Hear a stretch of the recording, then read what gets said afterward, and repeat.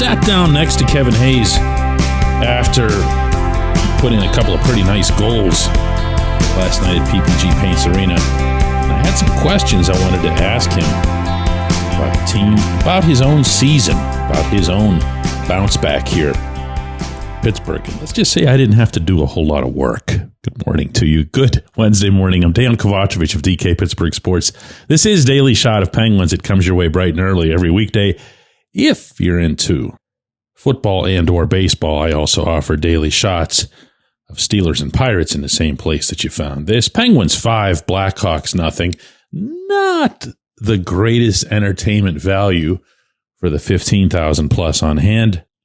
And that kind of makes sense given the stakes for either side, which of course was nothing for either side. But the Penguins got the job done. They continued playing well as they've been doing for a while.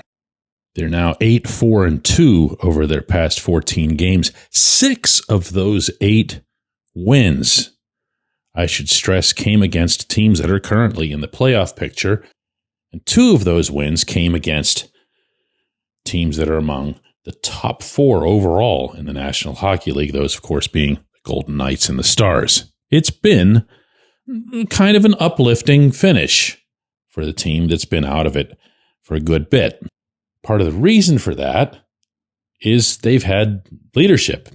They've had Sidney Crosby, Evgeny Malkin, Chris Letang, Brian Rust, guys you would expect step up. The guys that you don't necessarily either expect or know about who are in that room who make a difference, they've helped too. And Hayes is probably at the forefront of that. I don't want to say he's Sid's right-hand guy, although I could because he kind of sits over to Sid's right and they talk endlessly, the two of them. But that also wouldn't be a mischaracterization of the scenario. Hayes is as vocal as anybody in that room, as visible as anybody when it comes to effort on the ice, if only because he's 6'5" and skates really upright. But more important than any of that, and this comes up every time you talk about leadership in team sports, he's delivered. He hasn't been his old all-star self. He did not get off to a great start, certainly not as it relates to Mike Sullivan and his expectations. All he's done since the first day he laid eyes on Hayes in training camp was to encourage him or urge him to move his feet, which is a lot of what Hayes had been hearing over his previous couple of seasons that had been disappointments, most recently in St. Louis. Well, it didn't work out early on. He was scratched for a while, but he came back and he made a difference. Now, when I say that I didn't have to work, I'm referring to the interview process. I asked the man one question. How does he think his season, which now has him at 13 goals and 10 assists in 61 games, how does he think it's gone? I got back a minute and 15 seconds. Deeper level, I think everyone in this league holds themselves to a standard that is hard to obtain. I feel like the reason why professional athletes are professional athletes because it's never good enough and you want more. Internally, you leave games and you digest what happened in the game and you try to comprehend if you had a good game or a bad game and try not to make excuses. And I think this year kind of been 50-50. I thought I started the year off pretty good. Game dipped, got hurt, scratched for 10, so I think missed 20. Came back, was playing probably my best hockey. Into a little lull. Try to be a good teammate, try to be consistent as possible. Playing time up and down throughout the season. I wouldn't say I'm ecstatic about the year, but definitely improved. Last 2 years, I felt like, not points-wise, obviously, but just kind of where my game's at when I'm leaving the rink and kind of digesting every game and just trying to do what I'm asked night in and night out. And that's also Kevin Hayes. That's who he is. He wasn't stretching out the answer to attempt to make his season sound better than it was. I never had to bring up the scratches. I never had to bring up the slumps. I never had to bring up that he took this season very, very seriously because he didn't want his career to kind of fade out the way it had begun to fade out with the Blues. And all of that, to me, gives off that vital air of accountability that you need with any healthy franchise, any healthy sports environment. He's not a BSer. He's not trying to sell anybody on anything.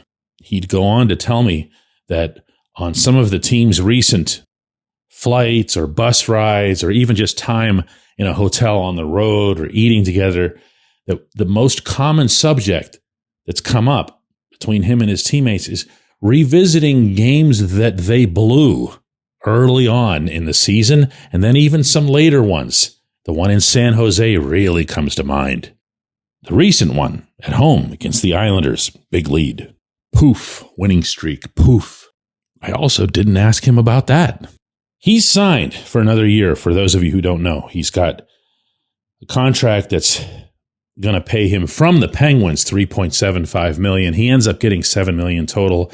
Most of that still comes from the Flyers. He'll be 33 years old. If he performs in the 25-26 season as he's done in this one, it will have represented a really smart trade on Kyle Dubas's part. And I want to throw that in before we go to break. Basically, what that trade amounted to was that the Blues sent to the Penguins a second-round pick, which is not nothing, so that they would just take Hayes off their hands and off their books, of course. Dubas did that, felt he got a player that the Penguins were missing. It's not like they're exactly overloaded at center in the organization, other than those certain two guys that they've had here for a while. There's no one coming up with that description, so Hayes wasn't about to be blocking anybody. Then they picked up the second-round pick, and the only thing they were on the hook for as it related to Hayes was the cap space, which they've only got for another year. Best of all, even that has lined up with value. When we come back, J1Q.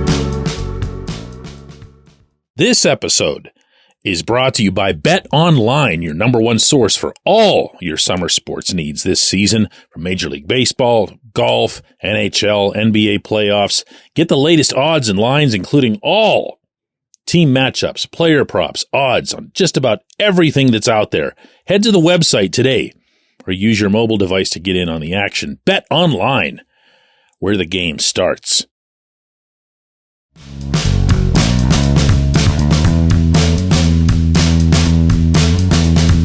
Almost all of today's J1Q entries had something to do with my daring to bring up a Mount Rushmore subject yesterday. Well, I did ask for people's feedback, and boy, did I get it. I got Mount Rushmores galore. I have one that came, you're going to think I'm making this up, where they just couldn't do it. And they broke it down. This was from Michael. By position. So, dude had 4 different Mount Rushmores. Nuts, right? Anyway, lots and lots and lots of stuff that came in. Interesting stuff. But the best one, the one that threw me for a loop, came from Jeff in D.C., who said, wait, did I miss it? What's your Mount Rushmore, DK? And would Dominic Hasek, in fact, make yours? And I swear it wasn't until you sent this to me, Jeff, that I hadn't realized that I didn't even share one. That was not by design. It's just one of the byproducts of this show never being scripted. Just talk, and hey, see everybody tomorrow. Well, mine, needless to say, would be one that would get me laughed out of any serious hockey circle. First off, because yes, I would have a goaltender on my Mount Rushmore. I would have a goaltender in any hockey discussion or debate that I would have about greatest ever anything. And my belief is that Hasek was, in fact, the best player who's ever played the most important position in the game. So yes, he would be on mine. Bobby Orr would be on mine. No player ever changed the game the way he did, but even that's an understatement as to his greatness, because he was also the fastest. He also was one of the most skilled, also one of the smartest, also won championships, and also, and file this one away, achieved all of that and achieved that status even though he wasn't able to play for very long at all because of a knee injury that sadly enough would be something that could be fixed in about a week with modern medicine. Now, here's where I go off the rails, but I wanted to cite Orr first. Have you noticed that nobody ever gets on Orr for his number of points, for his lack of longevity, and really anything numerically? Well, there's a reason for that. Orr actually was the greatest defenseman who ever lived. And no one needs numbers to support that. For that matter, if you put Hasek on your Mount Rushmore and you start getting into numerical arguments and you start bringing Martin Brodeur in, and Marty would face like 11, 12 shots a game when the Devils were cheating the NHL. And that's not an exaggeration if you remember what those Devils were doing under Lou Lamoriello and Jacques Lemaire. That Marty might not make my goaltending Mount Rushmore. Hasek's on there because we saw what he did. We saw the way he played. We saw the way he stole games, the way he, pardon the pun, but the way he would dominate the arena that he was in. You could not take your eyes off of him. So you see the commonality with those two? Okay, good. Because that brings me to the ultimate no-brainer. And that's the greatest player who ever lived. The greatest player at any position.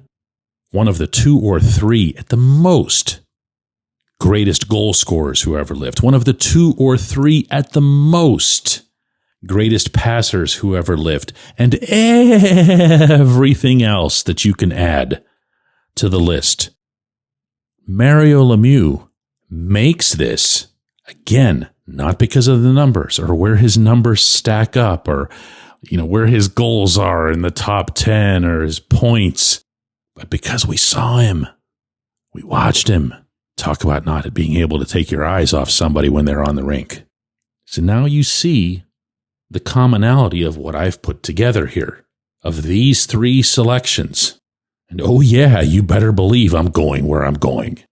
Because for me, that 4th player is going to be somebody who's done things individually, collectively, that we've never seen before, who's blown us away with highlights, with consistency, with championships, and with or without having half a Hall of Fame wing for teammates. You know who I'm leaving off, and you know who I would love to be able to put on by the time he's done. But I'll say this as well. For Sidney Crosby to supplant Wayne Gretzky on my own Mount Rushmore, Sid's going to need to get one more big thing done. Not in the Olympics, not for Canada, but in Pittsburgh.